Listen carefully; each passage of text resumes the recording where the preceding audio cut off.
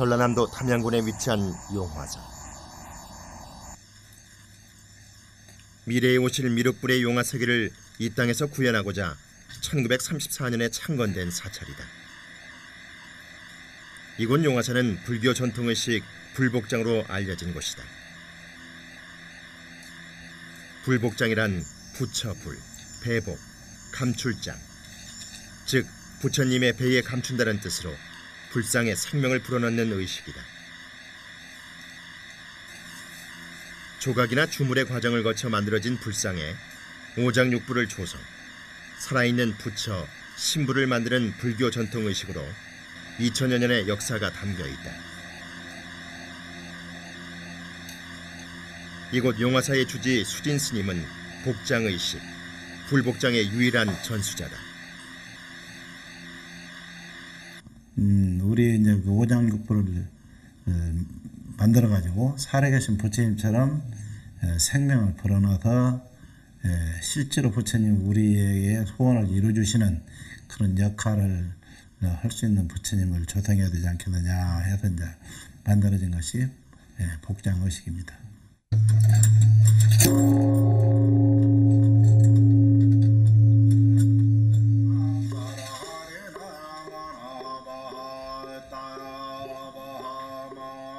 출가 이후 묵담 스님 문화에서 불교의식과 율맥을 전수받은 도월당 수진 스님.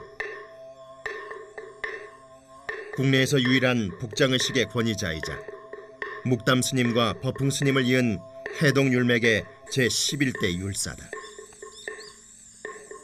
스스로 도덕과 승가의 법도를 지키며 불가의 전통을 지켜 행한다는 것은 어찌 보면 또 하나의 수행일 터. 이 수행의 과정 역시 염원을 담고 부처님 안에 모셔진다. 부처님의 복장 안에 생명을 불어넣는 의식 불복장. 이 복장을 함으로써 살아있는 부처가 되고 성불이 되어 비로소 숭배의 대상이 되는 것이다. 지난 2000년 동안 신성시되어 온 불복장. 이 불복장의 의미를 따라가 본다.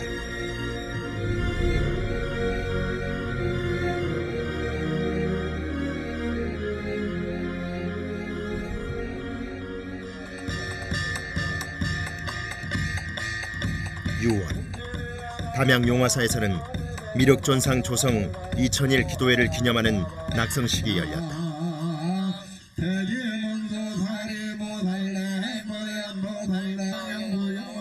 석가모니 불에 이어 중생을 구제할 미래의 부처 미륵불. 지난 2007년 미륵불 존상 건립에 1000여 명의 시주자들이 참여했다. 그리고 시주자들의 염원을 담은 대대적인 복장의식이 거행됐었다.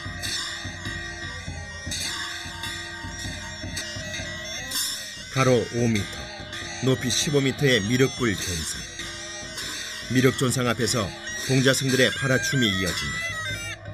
이 춤은 나와 세상의 모든 것을 청정하게 해주는 또 하나의 연불. 선조들의 연불이 오늘 이 동자승들의 시대를 열었듯 동자승들 또한 매일의 연불과 수행으로 다가올 시대를 준비하고 있다. 봐라, 이건 손은 손대로 이러면서 연불을 할 수가 있지. 그래서 이러고 연불하고 하는 것은 하나야. 그냥 할 수가 있어. 뭐 이게 이런다고 연불 못하냐? 아니요. 밥 먹을 적에도 할 수 있지? 속으로. 그렇게 해서 우리 마음을 항상 그렇게 수행을 해라. 그게 수행 생활을 해라. 무엇을 얻기 위해 이곳으로 온 건 아니다. 속세의 미련을 벗어버리고 연불로 하루하루를 채워가다 보니 어느새 동자승들은 불가에서 길을 찾고 있었다.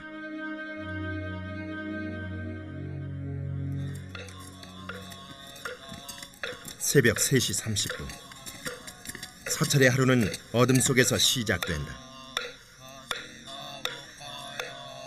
어둠을 가르는 소리. 땅에 생명을 의지하고 있는 모든 만물을 깨우는 도량석이 시작되면 이 소리에 동자승들이 일어나 법당으로 향한다. 이어 새벽 예불이 시작되는데 이 예불은 하루를 열게 해주신 부처님과 모든 조상신께 감사하는 마음으로 드리는 무난 인사와 같은 것으로 잠들어 있던 모든 기운을 깨운다.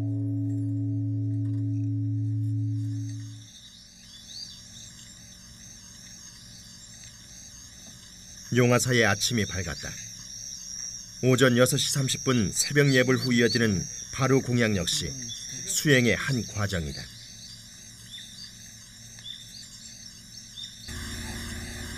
불교에서는 세상사의 근원적인 문제를 먹는 문제로 보기에 바로 공양을 잘해야 세상을 잘 살아갈 수 있다고 믿는다. 바로 공양의 의미는 배고픔에 자기를 잃지 않는 것이 첫째이고 육신을 지키기 위함이니 즐기거나 살찌기 위해서는 먹지 말아야 한다는 것이 두 번째 의미다. 이 공양 속에는 평등, 청결, 절약, 화합, 감사의 의미가 담겨 있는데 이 의미를 중생 구제의 가장 큰 가치로 삼으신 분이 바로 용화사를 재건한 묵담 스님이다.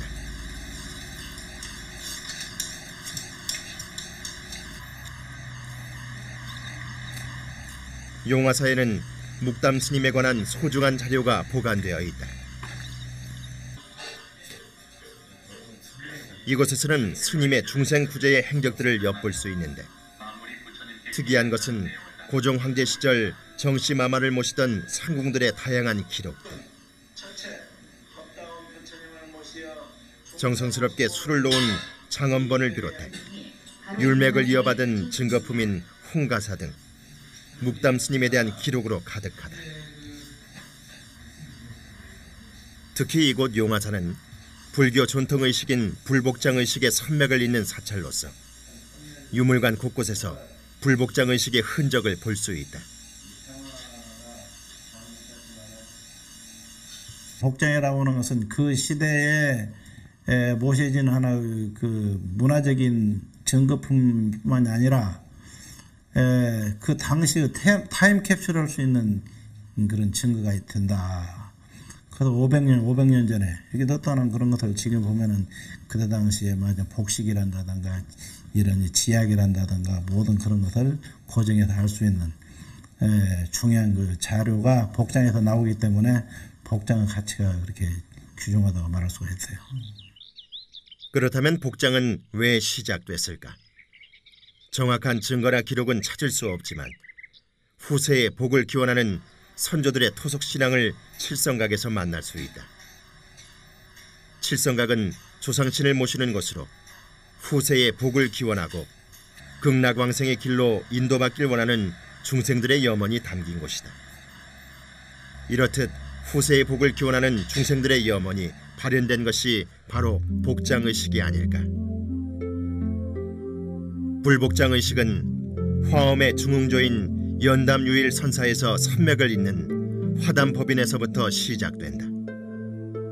화담법인은 금해관영에게 의식을 전수하고 금해관영 선사는 금강산 유점 사본을 중심으로 한 복장 진원을 지어 묵담 성우에게 전수하였다. 묵담 성우 대종사는 이곳 용화사의 도월 수진 스님에게로 복장 진원 진본과 함께 전수하였다. 금해선사의 복장 진원과 조상경은 용화사 유물관의 보물로 전통적인 복장의식 전수자를 잇기 위한 중요한 지침서이자 역사적 자료다. 조상경은 가장 보편적으로 알려지고 사용되어지는 복장의식의 안내서로 현재까지 국내에서 발견된 것만도 6가지가 된다. 조선 후기에 이르러 조상경은 복장의식 일련의 과정을 보다 세밀하고 정확하게 재정립하였다. 복장물을 어떻게 만들고 그 내용이 아주 구체적으로 되어 있고 그림까지 곁들여서 되어 있습니다. 그 다음에 그것을 이렇게 이제 그 노란 보자기인 황초복자, 그 안에 모든 내용물을 들어있는 후령통 등을 중심으로 해서 여러 가지 것들이 도면화시켜서 자세히 나오고요. 그다음에 그런 것들을 만들었으면은 부처님 몸속에 넣는 의식 절차, 그게 이제 알립 절차라고 그러는데요. 그런 절차에 대해서도 아주 자세하게 나와 있습니다.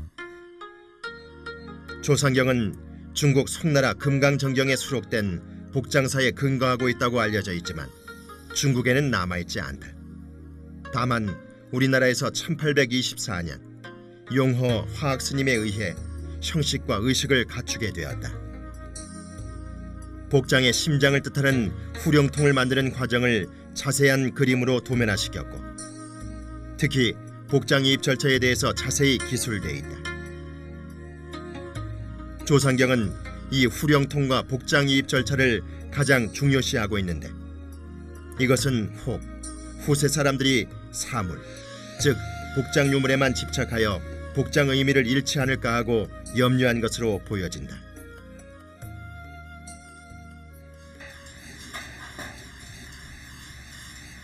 조상경에 의한 복장의식은 후령통 제작에서부터 시작된다. 이 후령통은 부처님의 오장육부를 만들어 넣는 통으로 부처님의 몸 그 자체를 말한다. 재료는 금, 은, 동, 수정 등으로 시대나 대상에 따라 그 크기와 모양이 달라진다. 이 후령통을 제작하고 오장육부를 만들어 복장에 이입할 때까지가 바로 불복장 의식이다. 현재 이 불복장 의식을 전통 그대로 관장할 수 있는 전수자는 국내의 수진 스님이 유일하다. 불복장 의식이 매우 복잡해 조상경에 기록되어 있는 그 방식 그대로 재현하기가 매우 어렵고 힘들기 때문이다.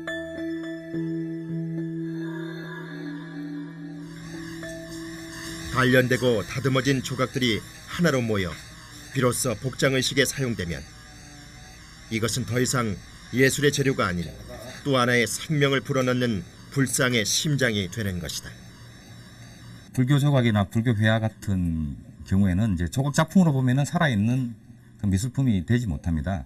그래서 복장 의식을 통해서 비록 그 무생물인 예술품이지만 의식을 통해서 그것을 생명을 부여하는 거거든요. 생명과 그 위신력을 부여하는 겁니다. 그래서 불복장 속에서는 저희가 말하는 심장에 해당하는 후령통이라는 것이 있습니다. 후령통에는 뭐 오곡, 오경, 그다음에 오약 뭐 이런 것들을 넣고요. 거기에다가 또 오경도 5가지 겨울 넣습니다. 이러한 상징들은 오약은 5가지 병을 치유할 수 있는 그런 약재를 상징하고요. 오경은 부처님의 5가지 지혜, 그다음에 5가지 오곡을 넣는 것은 부처님의 5가지 그 보리의 씨앗. 이제 그것들이 자라나면 하나의 생명이 되는 거죠. 부처님께 생명을 불어넣음으로써 중생들은 복을 약속받는다는 복장의식의 전통은 지금까지 이어지고 있다. 경남 고성에 위치한 간노사. 대웅전에 모셔질 새로운 부처님의 복장의식을 위해 수진 스님이 이곳을 찾았다. 석가모니, 관세음보살, 지장보살, 삼신불의 복장의식은 시주자들의 기도와 함께 시작된다.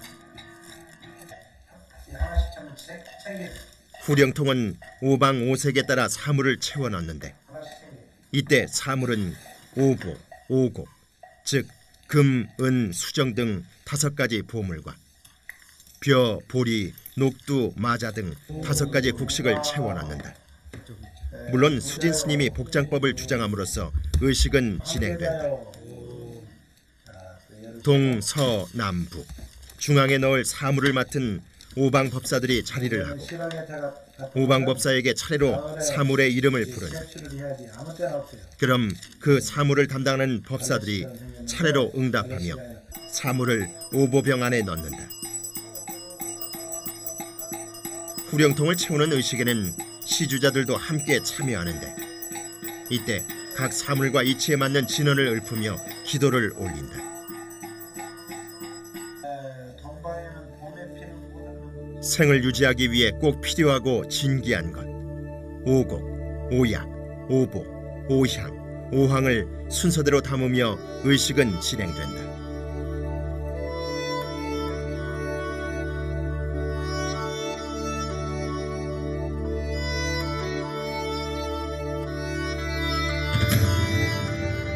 이때 오방 오색에 맞춰 넣는 것이 중요하다. 동방은 청, 서방은 적, 남방은 황, 북방은 녹, 중방은 백으로 각 방향마다 오보병이 주어지고 그 오보병도 오방에 맞는 사물로 채워 넣어야 한다. 오곡을 예로 들자면 오곡의 동방에는 대맥을, 서방에는 피를, 남방에서는 벼, 북방에는 녹두, 그리고 중방에는 마자를 넣는다.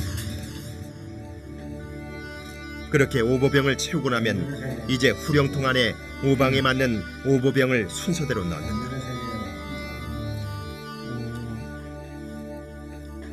이때 후령통 안에 있는 부처님의 기운이 잘 퍼질 수 있도록 오색실이 이어져 나올 수 있게 해야 한다.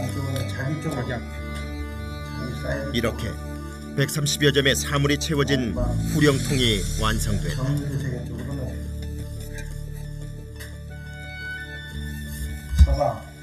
이 후령통 뚜껑을 열어보고 그 내용물을 꺼내보면은 5가지 병 형태가 나옵니다. 애초에는 아마 이것도 금동이나 청동으로 만들었을 것 같아요. 그런데 조선 후기가 되면서 그 만들기가 어려웠는지 어쩐지 모르겠지만 천으로 바뀌어집니다.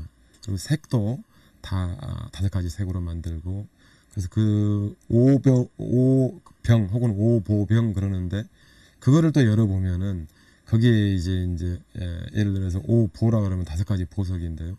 금, 은, 수정, 만호, 호박.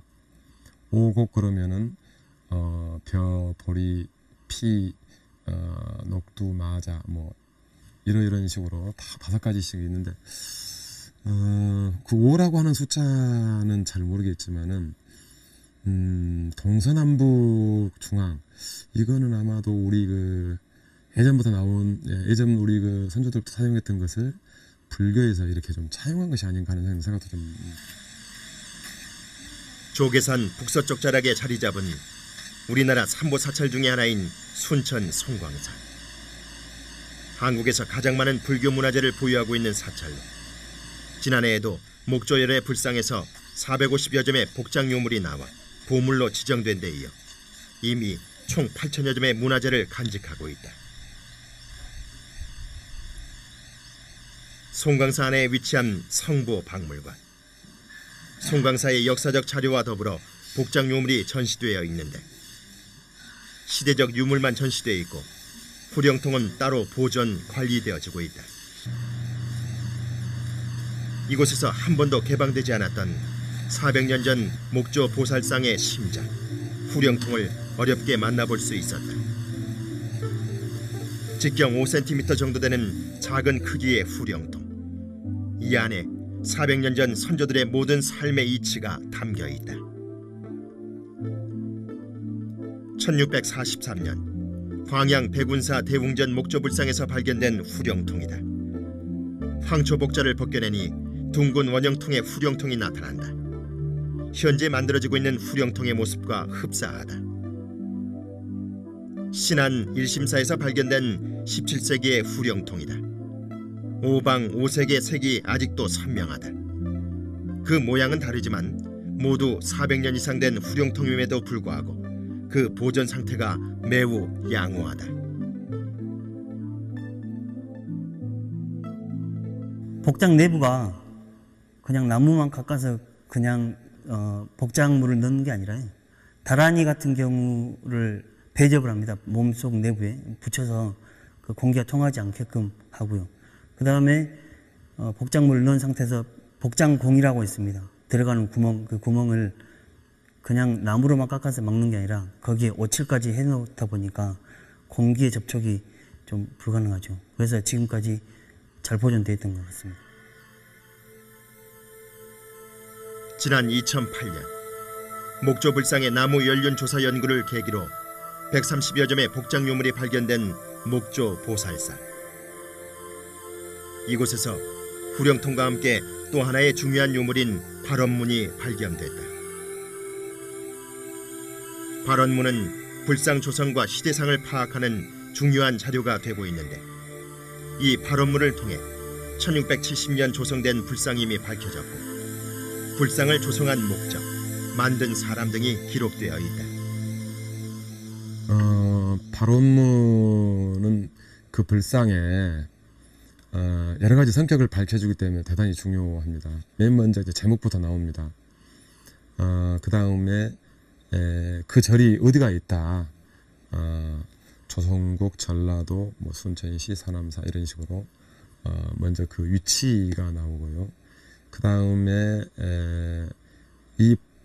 이렇게 불상을 만들고 복작물을 넣음으로써 호세의 뭐 극락세계를 가기를 원한다든가 그런 만드는 목적이 나옵니다.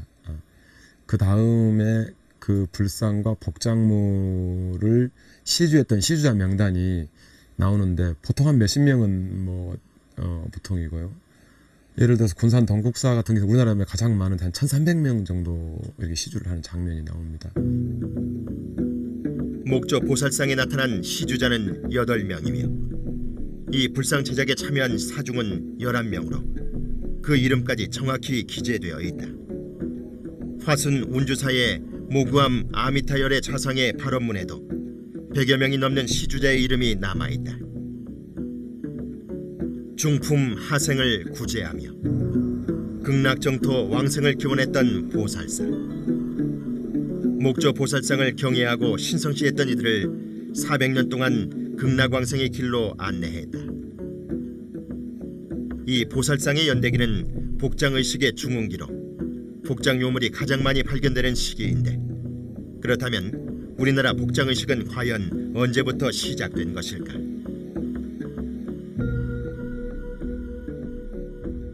저희가 이제 불상에서 나온 예 중에서는 가장 빠른 게 산청 내원사라는 곳에 있는 그 비로자나 부처님 대사 속에서 영태 이념명 사리호라는 게 나왔습니다. 이제 그게 이제 부처님의 그 납입하는 그 불복장 납입하는 뭐 최초의 사례라고 지금 저희가 보고 있는데요. 뭐 이러한 사례는 그 탑에서 모시던 사리장엄 의식이 아마 불상으로 불상신앙이 강조되면서 그 상으로 옮겨가지 않았나 이렇게 저희가 추정하고요. 신라 태종 무열왕 4년에 덕산차란 이름으로 창건되었다. 원인모를 화제로 전소된 후 1950년 원경 스님에 의해 재건된 내원사. 내원사 안뜰엔 이중의 기단 위에 3층의 탑신을 세운 전형적인 신라시대의 3층 석탑이 있다. 그리고 이곳에 비슷한 시기에 조성된 석조 비로자나불이 있다. 경남 산청군 지리산 남쪽 해발 900m에 위치했던 폐사지 성남암 관음암에 봉안되었다. 주민들에 의해 마을로 내려온 석불. 이 석조 비로자나불의 대좌 중대석에서 우리나라 최초의 복장 요물이 발견됐다.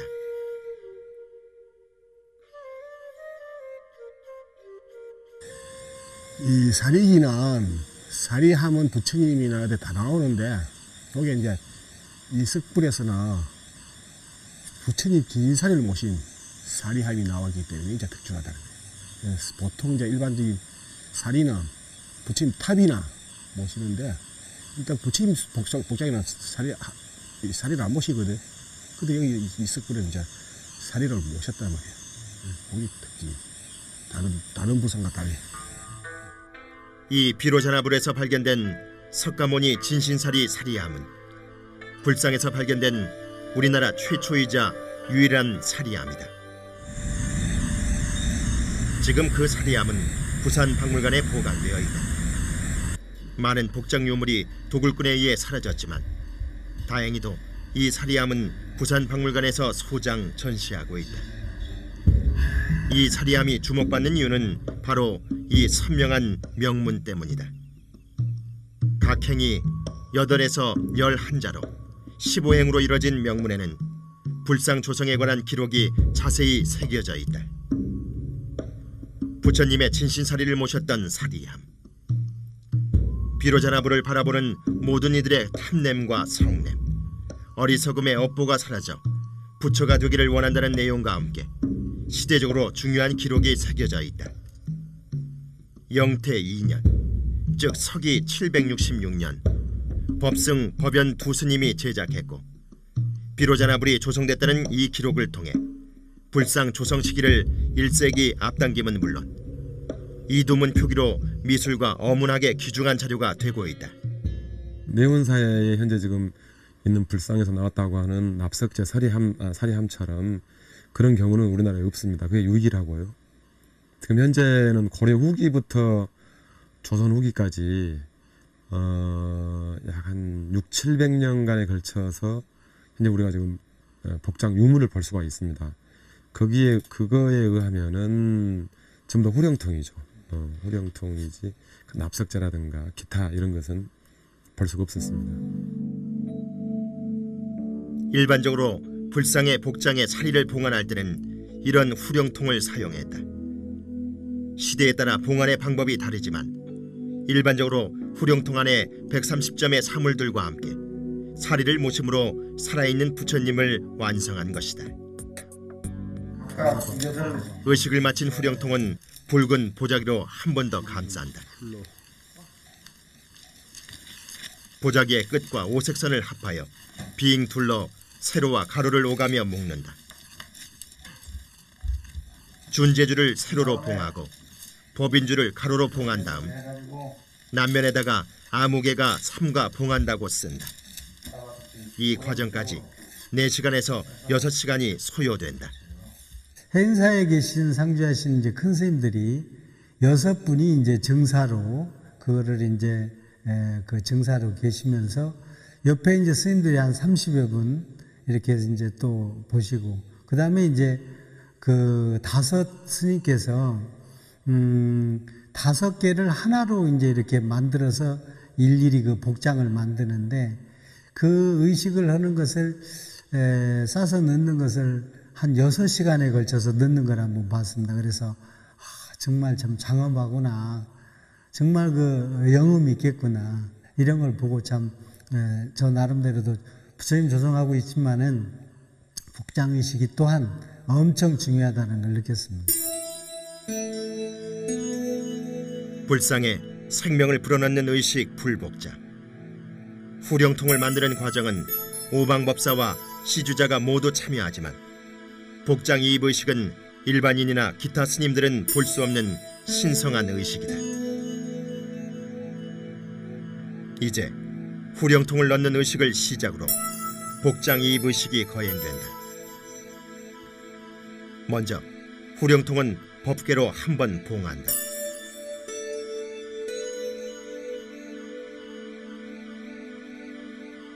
그리고 변질을 방지하기 위해 공기를 차단하고 복장을 한다.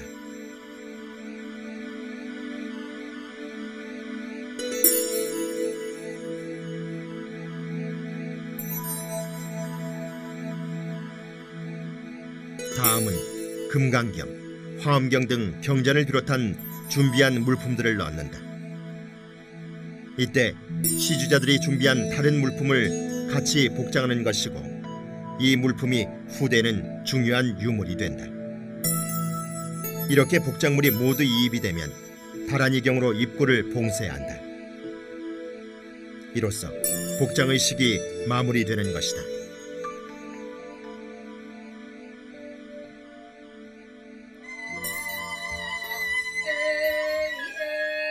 복장이입 의식이 행해지는 동안에 시주자들은 외부에서 경을 읊는다. 이 기도와 의식이 합해지면서 비로소 불상은 예술의 대상이 아닌 신앙의 대상으로 태어난 것이다. 이제 생명을 얻은 부처님께 정중히 예를 다해 기도를 올린다. 조상경이나 관상의계를 보면은 마지막에 만들어가 조성을 해가지고 부처님 그 몸속에 넣을 때는 일반인들이나 기타 스님들은 볼 수가 없습니다. 그 절에서 이제 그 가장 그 어른 스님, 그 다음에 소임을 맡고 있는 주지 스님 등 몇 분에 한해서 장막을 치고 아주 신비하게 이렇게 넣는 거죠. 그래서 일반인들은 그 복장물을 만들어서 부처님 그 몸속에 넣을 때 볼 수가 없죠. 그 시대에 문화적 타임캡슐 역할을 하는 불복장 의식. 부처의 풍요로운 미소와 함께 수백 년을 이어져 오고 있다.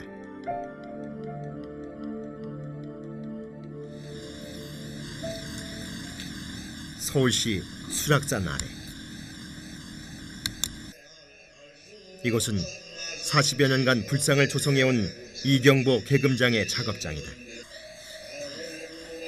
이경보 씨는 작업을 하기 전 늘 이렇게 예불을 올린다. 그저 하나의 불상 조각을 만들고 그리는 것이 아니라 불상의 제작에서부터 복장의식을 행할 때와 같이 부처님을 향한 경애와 공경심으로 마음을 채운다. 부처님 일을 하려면은 첫째 이제 그 마음을 부처님의 그 부처님 같은 마음을 좀 가져야 안 되겠습니까? 좋은 마음을 가지고 부처님의 공경을 하고 그 다음에 마음을 부처님 마음을 그 내 마음 속에 그려 넣어 가지고 그래 일을 해야 아마 옳은 일이 되지 않을까 표현을 하지 않을까 그렇게 생각을 합니다. 신심을 다해 불상을 제작하면서 가장 중요한 것은 마음을 하나로 모으되 욕심을 버리는 것을 잊지 않아야 한다.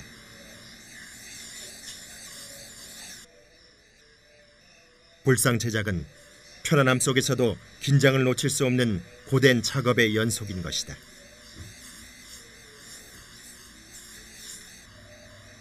복장의식의 마지막 단계이기도 한 저만의식.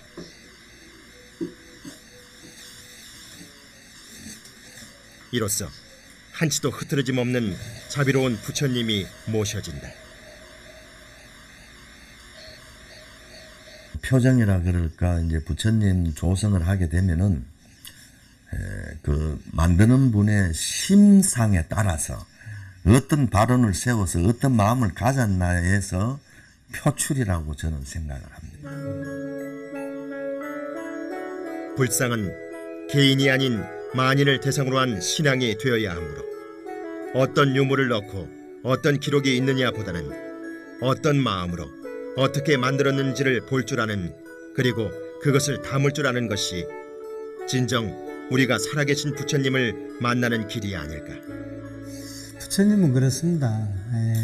처음에 이제 어떤 그 불모가 개인적으로 조성한다고 볼 수는 없어요. 그래서 스님들의 어떤 큰 원력, 그 다음에 이제 부처님 조성하는 사람 그 혼을 담아서 정성을 다하는 그 과정, 그 다음에 이제 이게 신앙의 대상이 되다 보니까 많은 불자들이 있죠.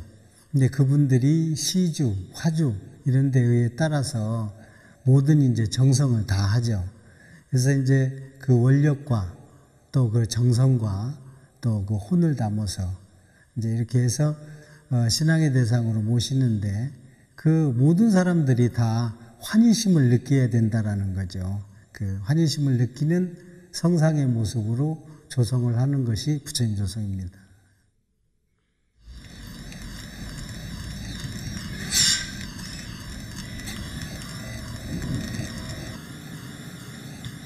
이곳은 현대미술 속에 복장의식의 의미를 더해 설치미술로 탄생시킨 작가의 공간이다. 이 작품들은 기도의 한 형식과 정진의 도구로서 대중과 소통하기 위해 만든 것인데 복장의식의 무한한 신성함을 예술로 승화해 표현하고자 제작되었다. 제가 이제 이 복장 의식을 많이 하다가 보니까 어느 날 제가 법당에 앉아서 보니까 불교의 이 의식이 굉장히 현대미술로 말하면은 가장 성스럽고 우수하고 정말 멋있는 설치미술이라는 생각이 들어서 이거 어떤 갤러리나 이런 데 나가서 한번 전시를 했으면은 이 일반 대중하고 소통할 수 있지 않을까, 그런 생각에서 이제 제가 시작하게 됐습니다.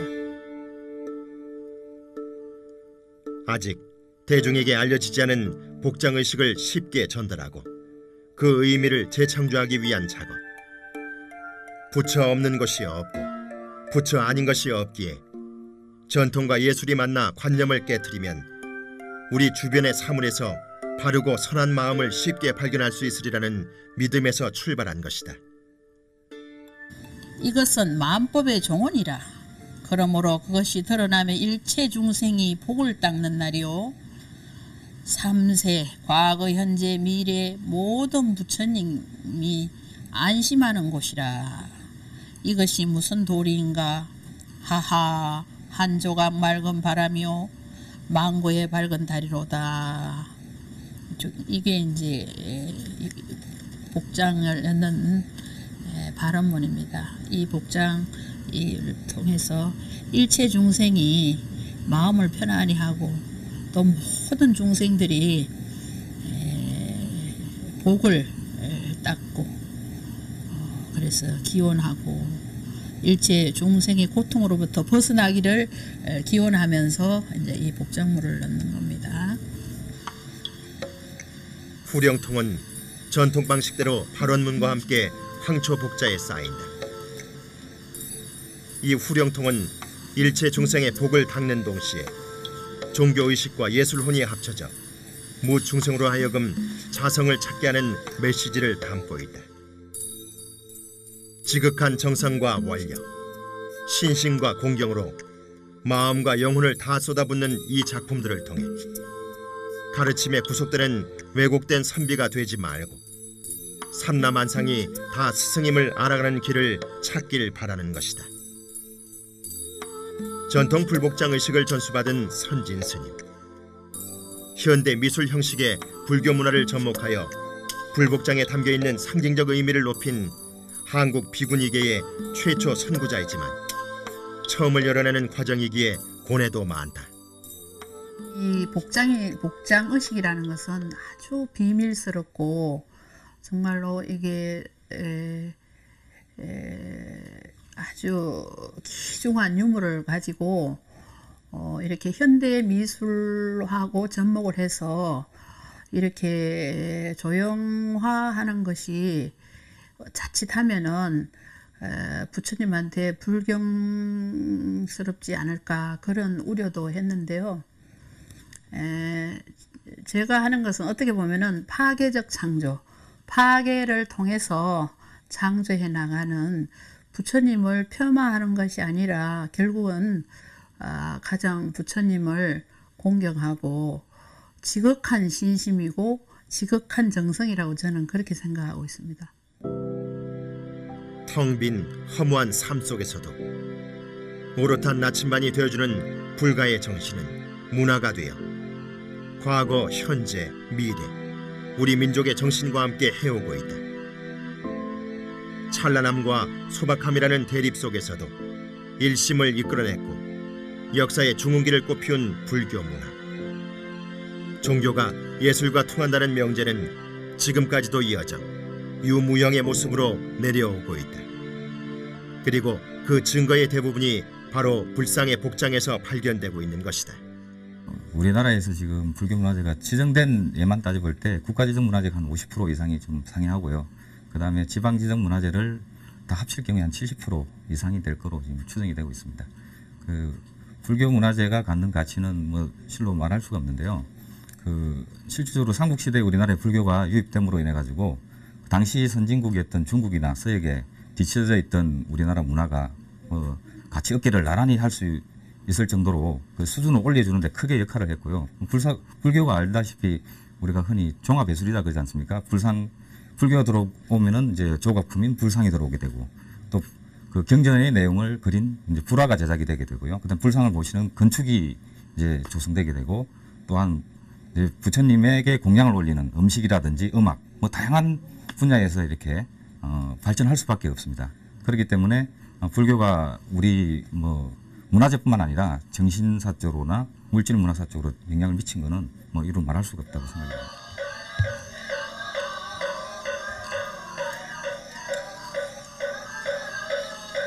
우리나라에 불교가 들어온 지 17세기가 지났다.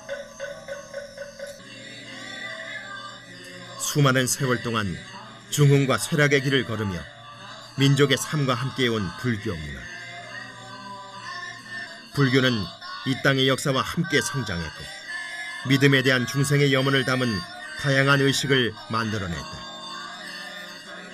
모든 권력과 계급과 욕망으로부터 자유를 추구한 부처님의 화합과 평등 정신은 지위 고하를 막론하고 누구든 살아계신 부처님을 모실 수 있는 기회를 부여했고, 그 기록과 염원이 지금 이 시대에 우리와 만나고 있다.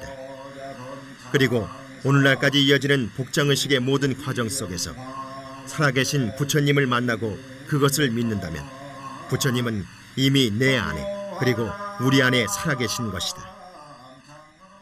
부처님을 조성하다 보니까 형상만 모셔서는 신앙이 너무나 되지 희박하다.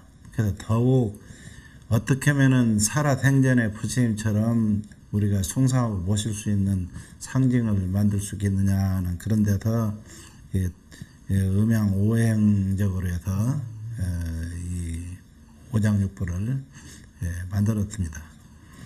그런 것을 오행에 맞춰서 살아계신 우리 이제 그 오장육부를 만들어 가지고 살아계신 부처님처럼 생명을 불어넣어서 실제로 부처님 우리에게 소원을 이루어주시는 그런 역할을 할 수 있는 부처님을 조성해야 되지 않겠느냐 해서 이제 만들어진 것이 복장의식입니다. 불교의식과 신심의 정점을 보여주는 불복자.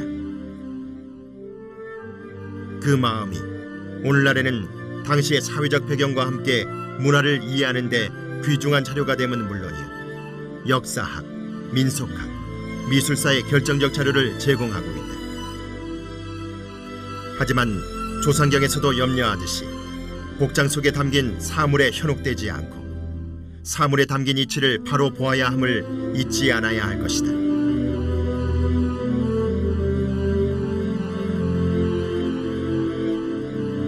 조각품에서 살아있는 부처가 되어 비로소 숭배의 대상이 되게 했던 불복장의 의미는 부처님의 본질을 바로 볼 수 있는 의식, 바로 불교의 문화다.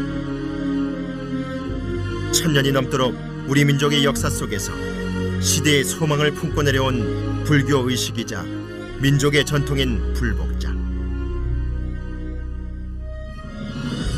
천년 전 복장을 통해 모든 중생이 복을 닫고 고통으로부터 벗어나기를 기원하는 천년 동안의 약속인 것이다.